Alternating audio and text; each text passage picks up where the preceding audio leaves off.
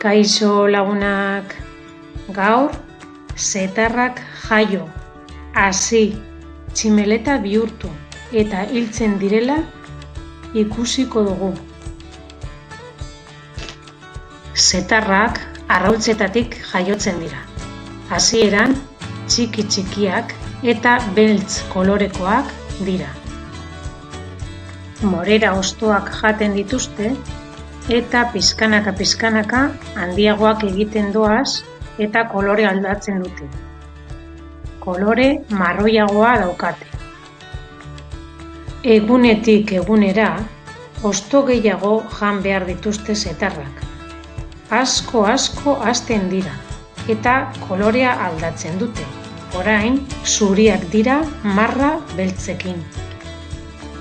Zetarra handia egin denean, etxetxoa egiten hasten da, zetazko haria batuz bere gorputzaren inguruan.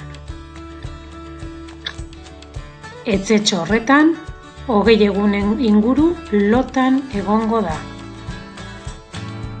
Zetarrak zulotxo bat egingo du bere etxean eta kanpora ateratzen denean, zelako sorpresa!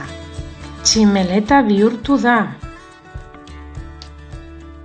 Tximeleta emea eta tximeleta harra elkartu egiten dira.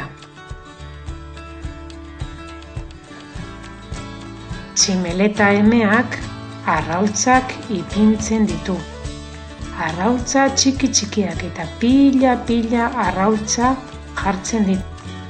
Izaki bizidun guztiek bezala, azkenean tximeletak hil egiten dira.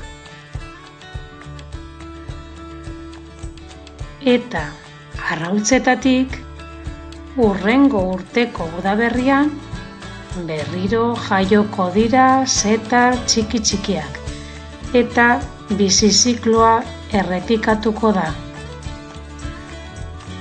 Agur lagunak, agur.